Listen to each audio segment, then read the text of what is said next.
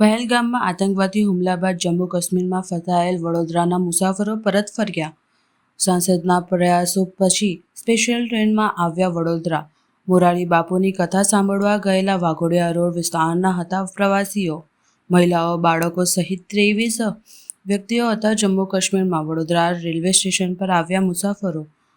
પ્રવાસીઓ હેમખેમ વતન પરત આવતા પરિવારોએ રાહતનો શ્વાસ લીધો હતો.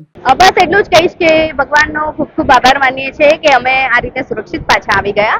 અને આ ઘટના ખૂબ જ દર્દનાક છે. આવી ઘટના બની એમાં નિર્દોષ લોકોનો જીવ ગયો છે. આના તરફ બિલકુલથી એક્શન લેવું જોઈએ. આવી ઘટના ફરીથી ના બને એનું ધ્યાન રાખવું જોઈએ. પર્યટક સ્થળ છે કાશ્મીર અને ત્યાં એટલી સરસ જગ્યા છે અને ત્યાં આવી ઘટના બની એનાથી ખૂબ દુઃખ છે.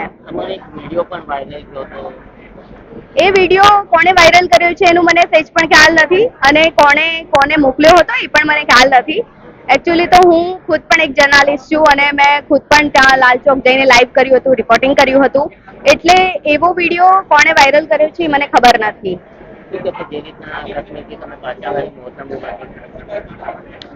બસ એ જ કહીશ કે ભગવાન આવા દિવસો કોઈને ના બતાવે અને અમે સુરક્ષિત રીતે પાછા આવી ગયા છે તો એટલે ભગવાનનો ખૂબ ખૂબ આભાર. મોનિકા.